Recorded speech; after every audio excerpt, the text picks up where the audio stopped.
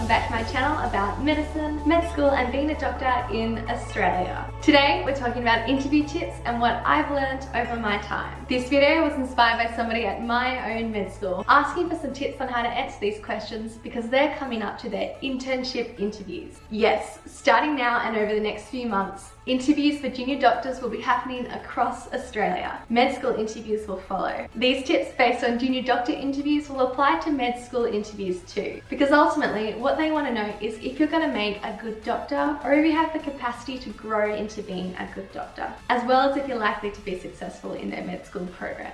We're going to come in here with the assumption that you've got the basics down. You've come up with some possible or likely interview questions and you've practiced. So now, if you're anything like me and you started getting through those practice questions, you've realized you have so much to say. There are so many ways to answer these questions. My brain and the 15-minute interview, my brain and the multiple mini interviews, my brain and certainly the 8-minute interviews are not friends. It's not enough time. To help you narrow down and include only the most salient points, to make the most of these precious minutes that will impact your future, here's what I found helpful to work through. Two competing things in the interview: your agenda, their agenda. Let's talk first about the big broad category of what they want in a junior doctor or in a med student. They want to see clearly in front of them somebody that they can enjoy working with. We're often continuously put in this senior-junior role in medicine, much like the teacher-student role that you experience in school. We need to be able to work in that dynamic for many really good reasons. But on the other side of this, you need to remember that while you're a junior, you're also now a colleague to them. Now, everybody's individual in what they want in their team at work, whether it's in small groups or in big groups. Think about the team environment and the types of people that you'd like to work with, and you'll be on the right track. Thread that attitude through the interview as you talk with these people who will potentially be your new colleagues. Next, they want somebody who's reliable and so low maintenance on their team. The hospital is a busy place and most people are overstretched. Your team needs to know you can get your job done so that they can do theirs. This involves a balance of being resourceful and organized to get things done, but they also need to know that you have the insight and you're willing to ask for help when you're out of your depth, so to not create more problems. The other part of this is being generally stable in your life so that you'll actually show up for work. This might seem obvious and clearly an implied non-negotiable to you, but in some cases you need to show up. Not necessarily explicitly, but this might come through in showing that you have some evidence of a maintainable life balance, emotional intelligence, insight and social supports to keep you on your feet when things get hard. They need to see a reserve for those inevitable, really tough low points that happen in life.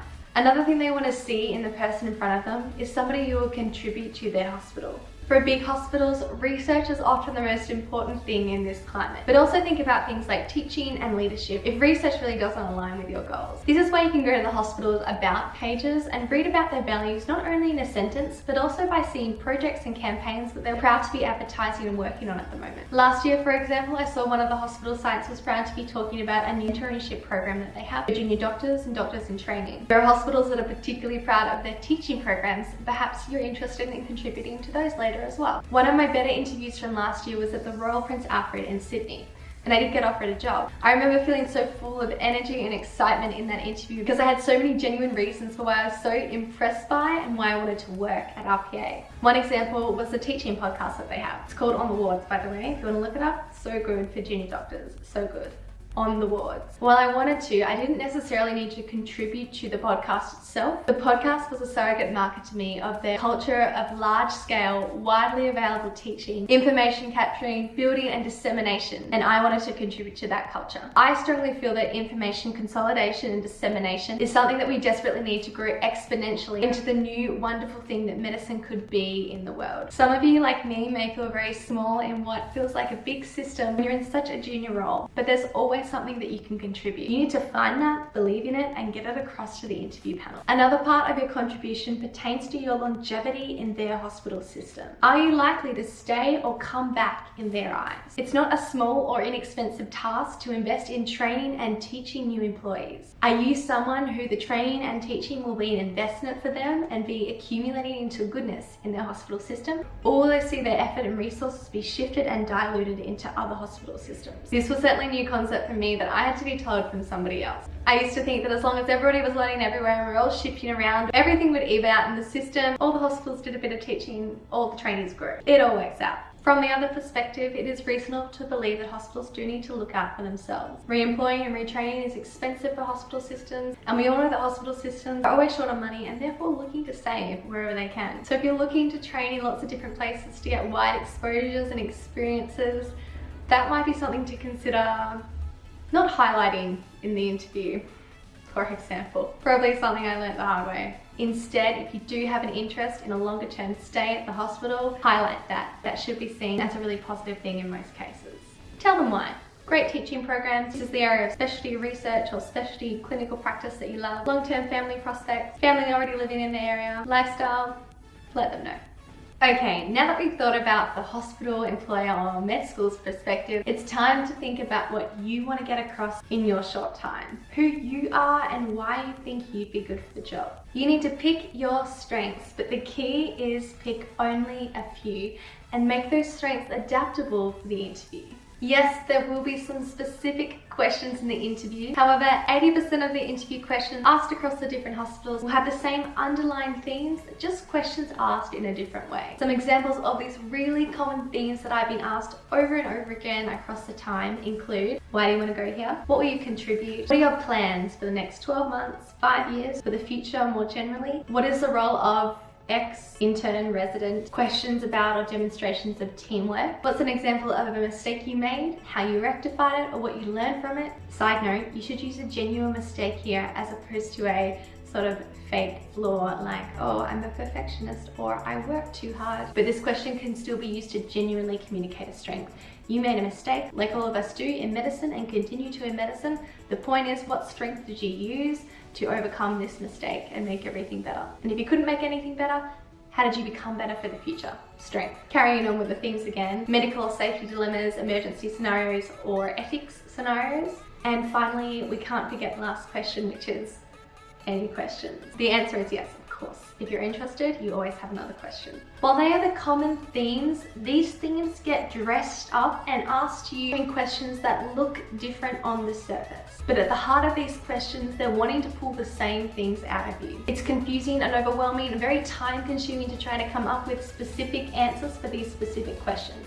Instead, I recommend focusing on the themes and the different strengths that you can use to answer questions relating to these themes. Don't get distracted by the new question. It's all in the theme. Take the question, find the theme, and then use that theme to pull in a strength to demonstrate to the interview panel why you'd be fantastic for their hospital. Those things that differentiate and define you. Another side note, this is not about avoiding the question. Never do that. Answer the question, but remember the themes. You've got such a short time with these people. You need to walk out of that interview with them having a clear idea of why you are great. And you are great. So they are the themes. Now in terms of the strengths that pair up with the themes, that comes down to you and who you are. What are your strengths? What is your package that you're going to bring to the hospital? Get very clear before the interview on which strengths you're going to communicate. If it's a 10-minute interview, you may have no more than 3 to 5 strengths that you can clearly communicate over that time answering their questions.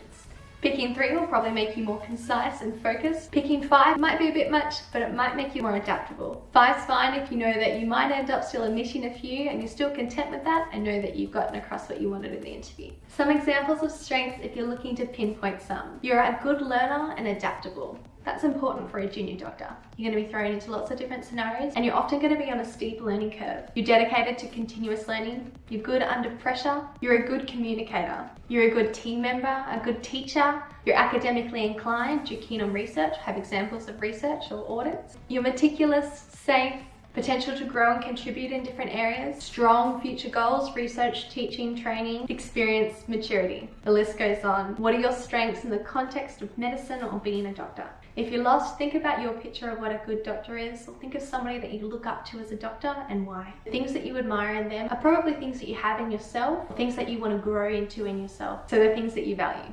3 to 5 strengths, preferably on the low end of that spectrum, and focus on communicating those strengths, using those strengths to answer questions throughout the interview. Use your practice time to group common specific interview questions under the themes, and then practice adapting your strengths to answer those questions, making your strengths the focal point of those answers.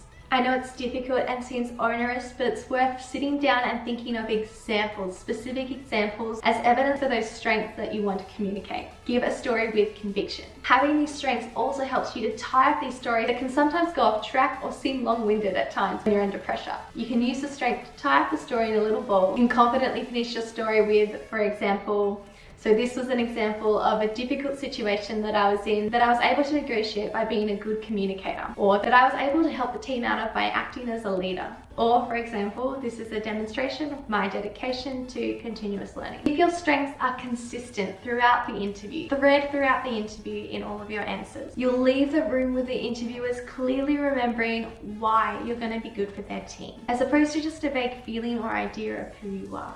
We're all human and we can only remember so much information at one time, and these people see a lot of people over a short space of time.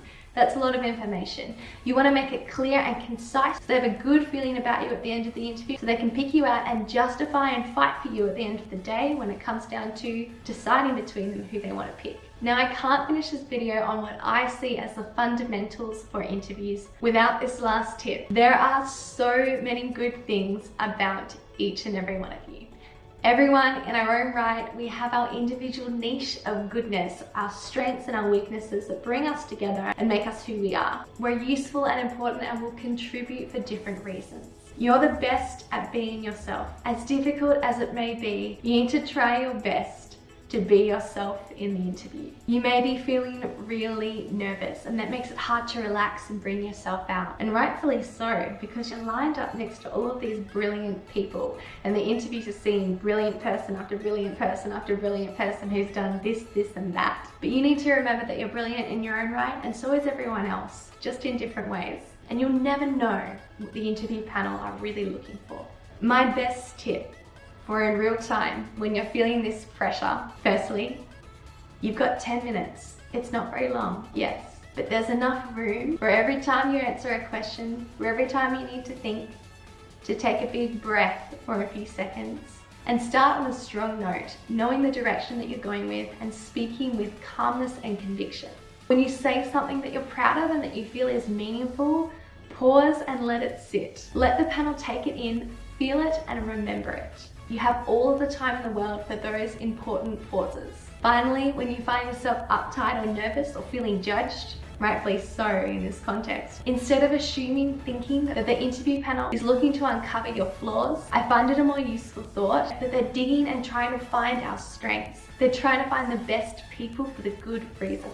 You probably know from personal experience that most humans are willing to accept a few little human flaws in exchange for disproportionate amounts of goodness. So what they want you to do is justify your flaws that they know you have with all of that goodness that totally outweighs them.